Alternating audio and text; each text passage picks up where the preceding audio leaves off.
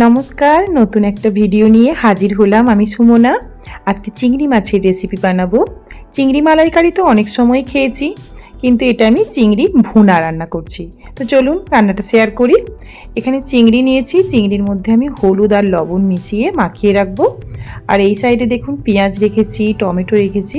তো এটা আমি হ্যান্ড চপারের সাথে চপ করে নেব। তো ছোটো ছোটো মিহি করে কেটে নিলেও হবে। এটা খুব চটজলদি করব বলেই রান্নাটা এইভাবে হ্যান্ড চপারের মধ্যে দিয়ে দিচ্ছি, যাতে ঝটপট একসাথে হয়ে যায়। আর না হলে এক এক করে ছুরির সাহায্যে একদম মিহি করে কুচিয়ে নিতে হবে। তো দেখুন ঝটপট রেডি করে নিলাম, একসাথেই সব কিছু দিয়ে ভালো করে চপ করে নিলাম। এরপর আমি এটাকে এক সাইডে সরিয়ে রাখবো, আর এদিকে একটু ধনে পাতা কুচি করে নেব। এটা আমার রান্নার শেষের দিকে কাজে লাগবে।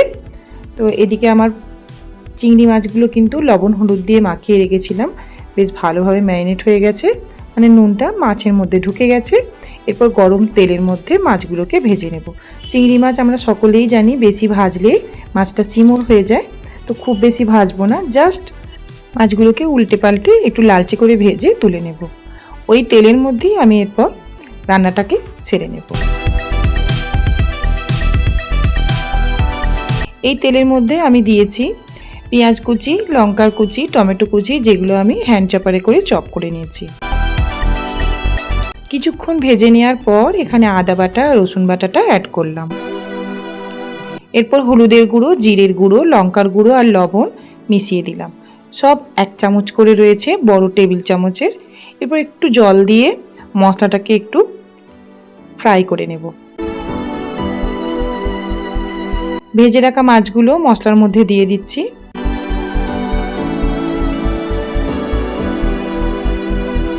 ভালো করে মশলার সাথে মাছগুলোকে একটু উল্টে পাল্টে মাখিয়ে নেব। আর এই আমি হাফ কাপ মতন জল অ্যাড করছি, বেশি জল দেব না, যেহেতু আমি চিংড়ির ভুনা করছি, তার জন্য গ্রেভিটা একদম মাখো মাখো রাখবো।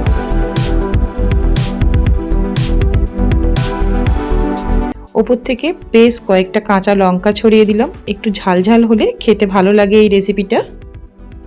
এটা হলো বাড়িতে বানানো ভাজা জিরেকে গুঁড়ো করে নিয়েছি, দিয়ে উপর থেকে ছড়িয়ে দিলাম। কিছুটা ধনে পাতা উপর থেকে ছড়িয়ে দিলাম। ব্যাস, রান্না আমাদের রেডি হয়ে গেছে। এরপর পরিবেশনের পালা।